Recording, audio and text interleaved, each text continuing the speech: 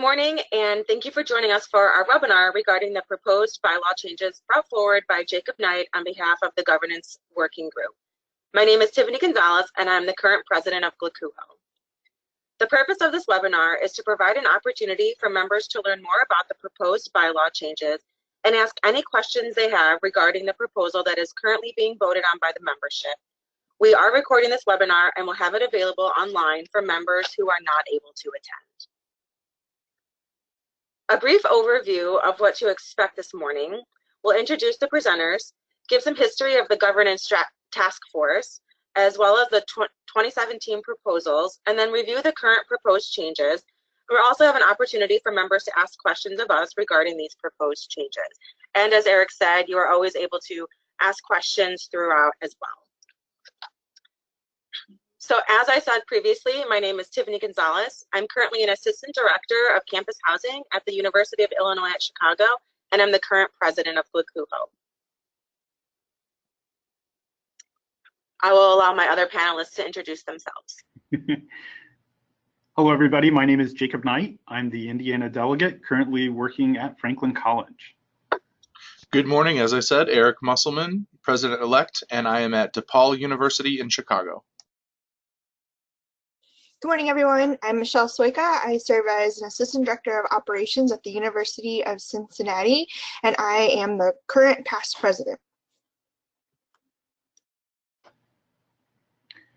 All right. So we wanted to start off by talking a little bit about the history of how we got to where we are with governance stuff. And so our current proposal was set in motion all the way back in 2015. At the time, GLACUHO President Josh Lawry convened a strategic planning task force. This task force reviewed historical documents and assessment data from the organization.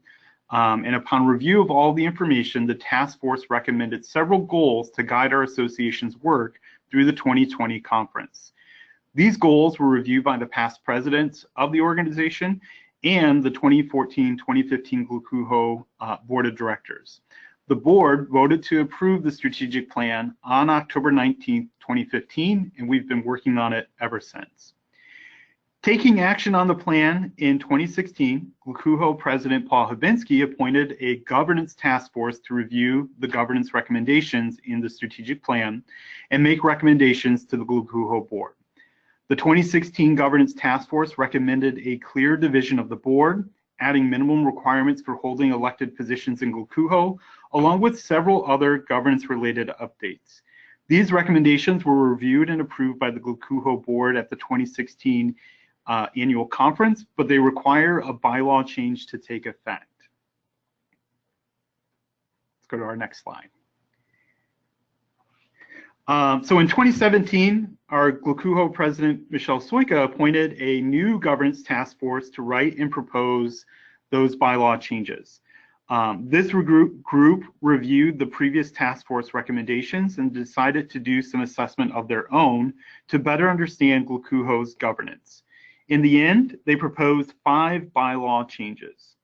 These bylaw changes, along with several others, were presented to the GLACUHO board, who approved them so they could advance to a membership vote at the annual conference. At the conference, there was a lengthy question and answer session, followed by a motion to table this conversation until the next quarter. This motion was seconded, and the membership approved this motion by a 38 to 20 to 1 vote. So we learned a lot from the annual conference proposal and the question and answer session. There was a lot of information to cover in the time that we presented, as well as a lot of questions that were posed and a lot of answers that people really were trying to understand the historical context of the organization and where we were going. We feel like we need to more thoroughly cover the changes we think we need to make for the future of our association and help our members understand the implications of these changes. So instead of bringing the original 2017 governance bylaw proposal forward again, we're taking advantage of our quarterly bylaw revision process to break this proposal into smaller proposals so we can have some focused conversation. This quarter's proposal focuses on adding minimum requirements for elected positions and adjusts the bylaws to reflect a change in the selection timeline for the Exhibitor Liaison and the Technology Coordinator positions to incorporate a year of shadowing the current person in the position before assuming the duties of those positions.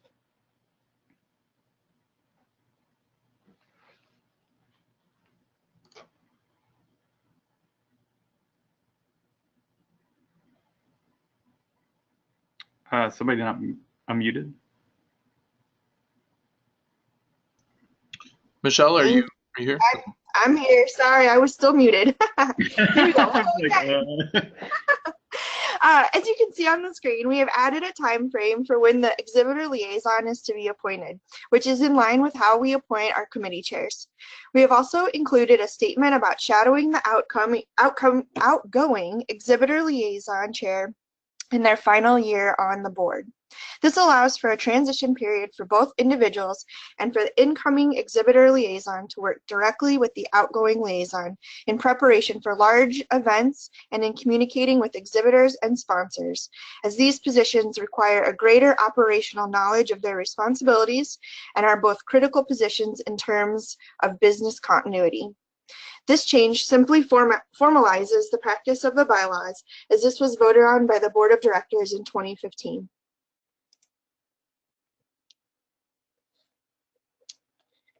Very similar to the exhibitor liaison, the language and process was updated for the technology coordinator. Again, this allows for a transition period for both individuals and for the incoming technology coordinator to work directly with the outgoing coordinator in preparation for board transition, knowledge of the various technology softwares and practices, as these positions require a greater operational knowledge of their responsibilities and are both critical positions in terms of business continuity. This change simply formalizes this practice in the bylaws, as this was voted on by the Board of Directors in 2015. The addition of skill sets to this bylaw proposal was a recommendation based on conversations governance task force members had with the Board of Directors, as well as from review of other regional associations. The Board of Directors agreed with these recommendations as they saw the benefit of highlighting the skill sets they had been utilizing in their current roles on the board. Board members have provided feedback in being prepared for the specific role, but not being as prepared to take on the role as part of the entire board. These changes started as a recommendation from the Year 1 Governance Task Force, as they recommended having recommended requirements for the treasurer. As the Year 2 Governance Task Force reviewed, they agreed with the treasurer recommendations and included recommendations for each elected board position. All recommendations for the elected board positions are based off research from other regional associations, as well as the needs of each of the positions. The additional requirements for the elected board are based off the position itself. The desire for candidates to have established themselves in our field is important to the work we do as an association. In addition, the need for having candidates who are familiar with the association, its history, trends, and needs are important for momentum of the work of the association. We find there is value in having served the association through committee work, task force work, or board work from a leadership role.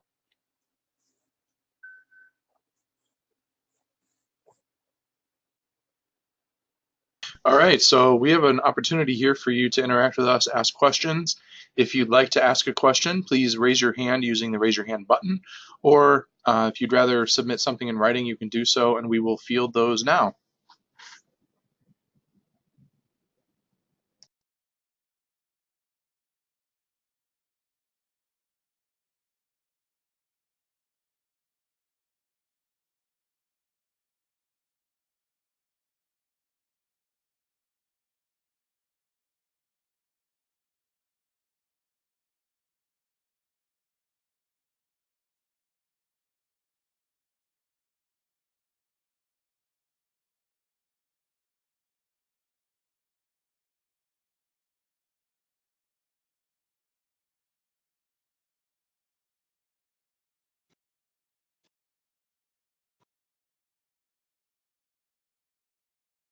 Eric, I believe Lovey has a question. Yes, it was just regarding flipping the slide back one, which I did.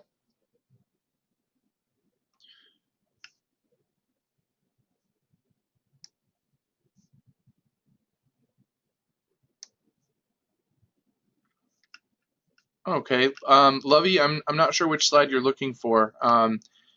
Currently, let's see, here we go. That might have helped. Looks like it was delayed slightly. Great.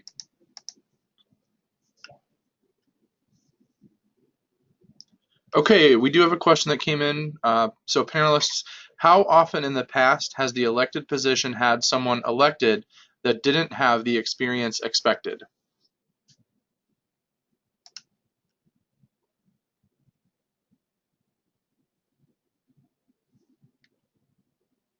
So this is Tiffany. I don't have numbers or data on what that really, I can't give necessarily that response in maybe a more formalized term, but I think in my involvement of being within GLACUHO and even on some of the task forces that I'm currently a part of, a lot of what we hear from people is not understanding necessarily the full expectations of what being a board member is. I think even personally myself, I was elected on the board pretty early in my career, being a state delegate.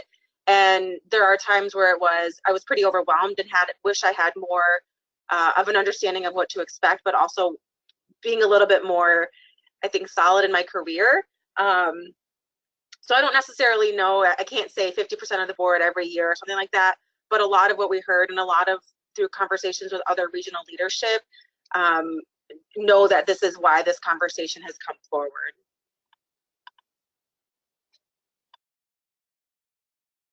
I feel like I can add that based on our current expectations and especially the 2 years of full-time experience, I believe I can only think of one person that did not have that 2 years of experience, and that came when a position was vacated before its term was over. And this person ran and took over the remainder of the term.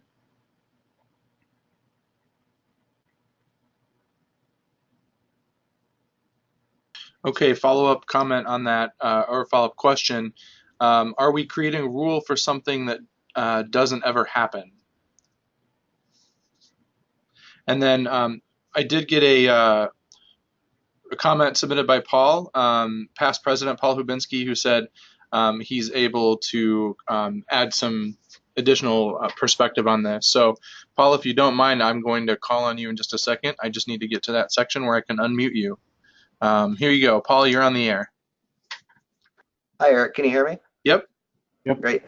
So one of the things where this came from is the idea that we have had people in the past who have jumped right into a leadership role with little or no experience on the board. And what happens with committee members is that it's a tough transition anyway. One of the things GLACUHO has been grappling with is how do you transition people when the roles are only usually 2 years at a time. And anyone who, when you step into a job, is very similar, where the first year you're really trying to get your feet on the ground and figure it out. And the second year you feel like you know what you're doing and you can move things forward. And then in GLACUHO, then you're done.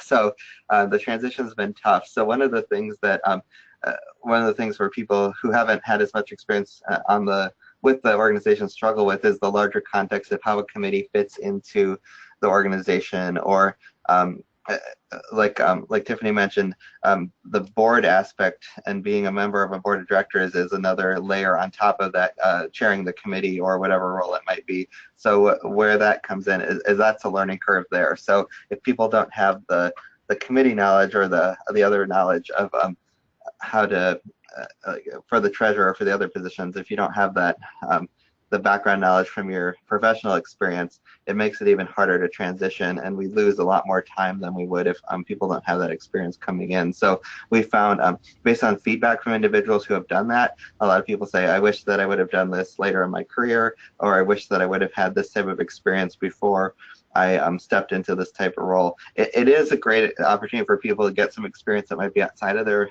professional role, but at the same time, people have shared with us in the board that if they have that level of comfort already, they feel like they can give back more, and it's an easier transition for them and a better experience for the people that they're serving through the board.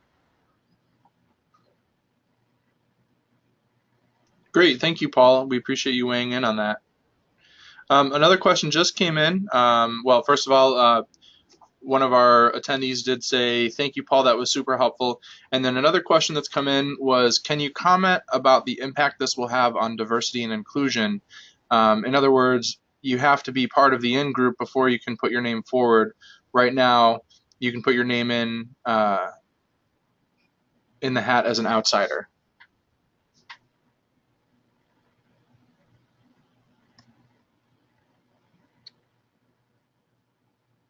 I guess, you know, as somebody who served on the 2017 version of the task force, you know, I feel like the threshold for entry for specifically the state delegate role and the secretary, that doesn't necessarily say that that has to be GLACUHO experience. You know, that is, you have professional experience.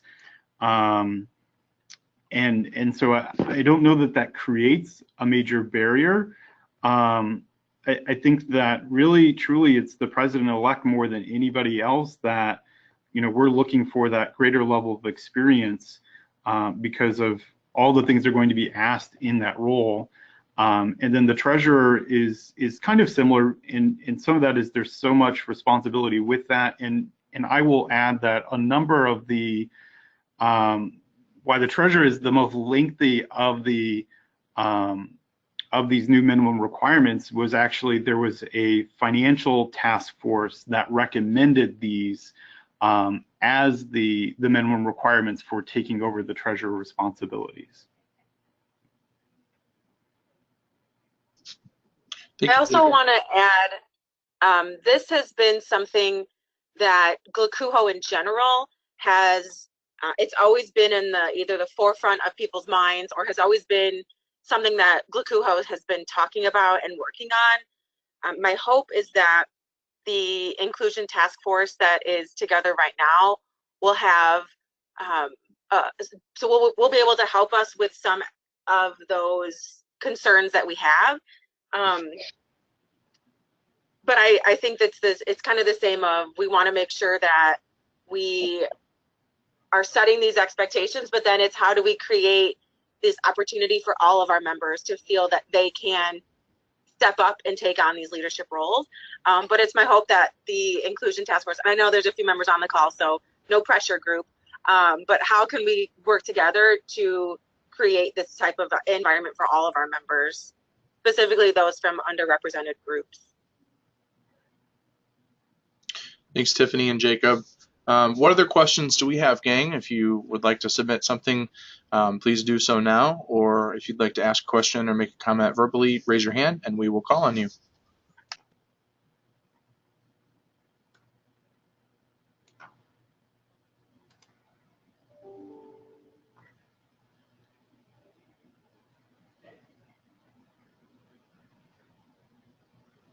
Okay, we did get some feedback that somebody is composing a question, so we'll just continue to pause as people collect their thoughts and are able to put that in writing.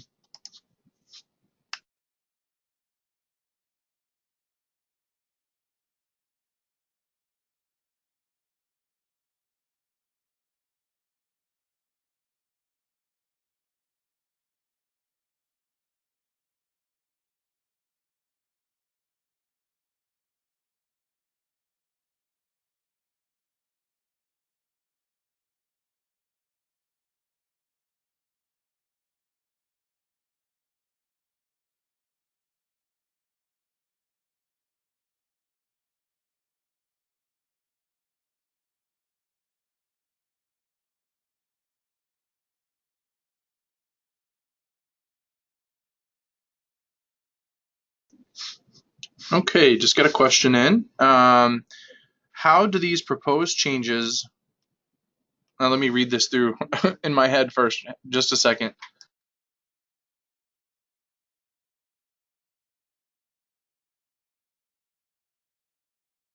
Okay, so it says, how do these proposed changes work, such as board member, committee chair, task force chair, if the committee chairs are potentially being removed from the board and change liaisons?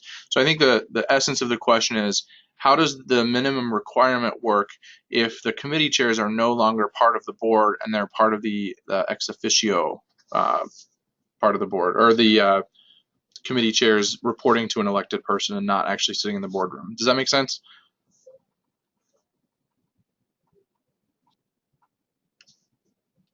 Hi, this is Michelle. I would be happy to take a stab at this one first. I think that it's important to note that the committee chairs, if we move in that direction, if that's what the membership decides to do, that when they are part of the appointed board and are reporting to an elected board member, it would be similar to our task force chairs.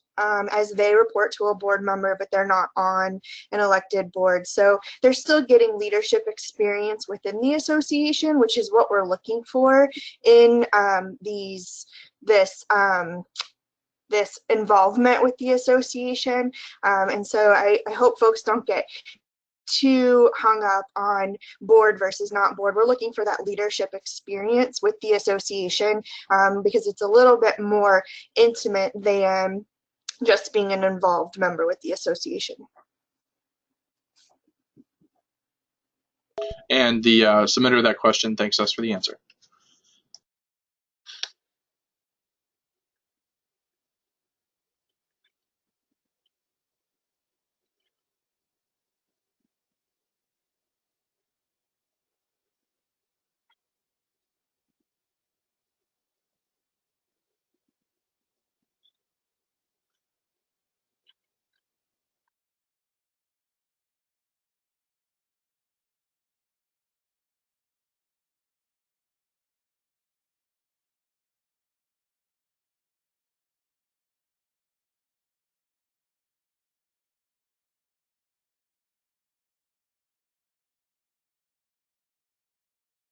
I know lots of awkward silence on this webinar this morning. That's okay. This is the interactive portion. I know it's always hard when we can't see each other face to face. So I do want to put out one last call. If you have questions or comments related to these changes, please submit them now. So we'll consider this kind of our last call.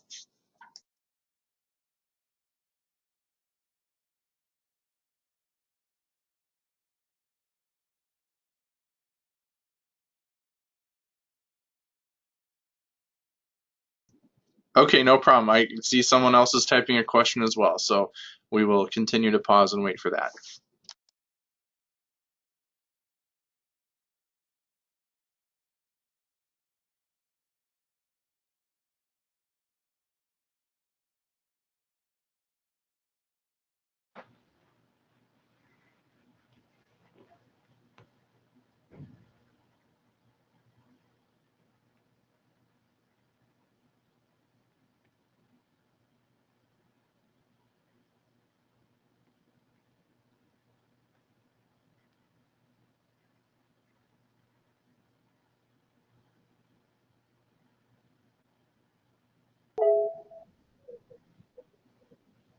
Okay, another question came in. I think it's important to consider if we really want to change. I've been around a while and we always talk about the size and the expanse of the board. We have to either decide to do something about it or we have to stop talking about it. So that comment just came in, I guess not so much of a question. And if you are okay with me sharing your name, submitter, if you can let me know if it's okay to announce who submitted that. This person also said, these may not be the best ideas, but they're a start. And thank you. This that was from Vika Bell Robinson at Miami. Can I just want to respond to that, if that's okay? Thank you, Vika. And you know I 100% agree with you. This is Tiffany.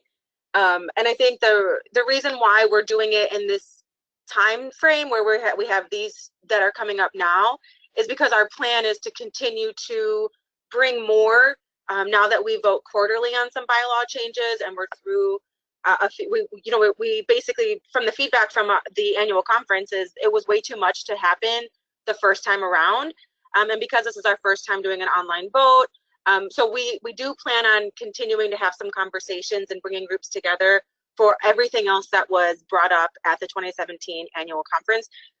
But so please know that, which is why we're doing these first few. But thank you for that feedback. It is very much appreciated.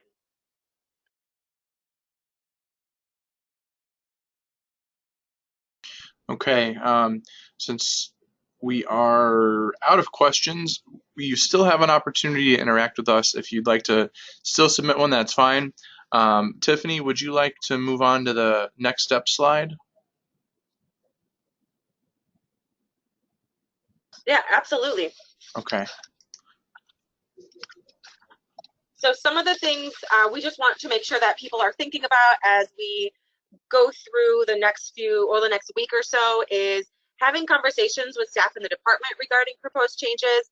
If people feel that they would like a discussion forum or something on our website, we would be happy to implement something like that.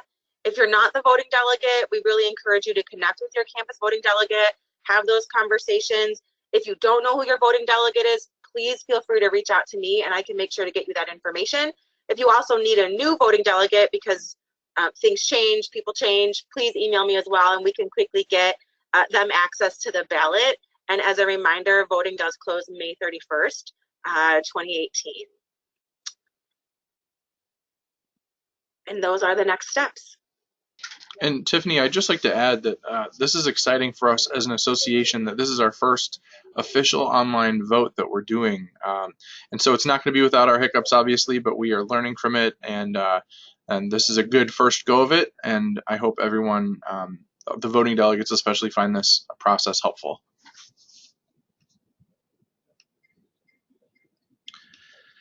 Any closing comments or thoughts from our panelists this morning?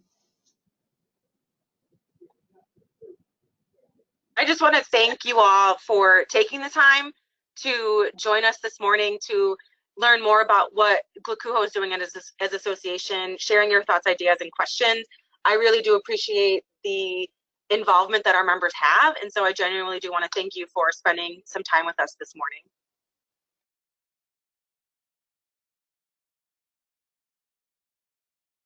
Okay, well, thank you, everyone. We will be posting a recording of this on our YouTube channel and our website under Webinar Archive. So if you'd like to share this with any colleagues who weren't able to attend, or if you'd like to review any of the information, just go to our website, click on the resources heading and look for Webinar Archives. It will be posted later this afternoon.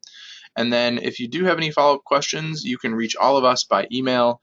Our email addresses are on the website, but as far as the leadership, they're pretty easy to remember. President@glacuho.org is Tiffany, President-elect@glacuho.org is myself, and then past President@glacuho.org is Michelle. And then Jacob's email address is Indiana@glacuho.org. So thank you, everyone, for joining us this morning. Have a great holiday weekend, and if you're traveling, please be safe, and don't forget to remind your voting delegates to cast their votes. Thanks, everyone.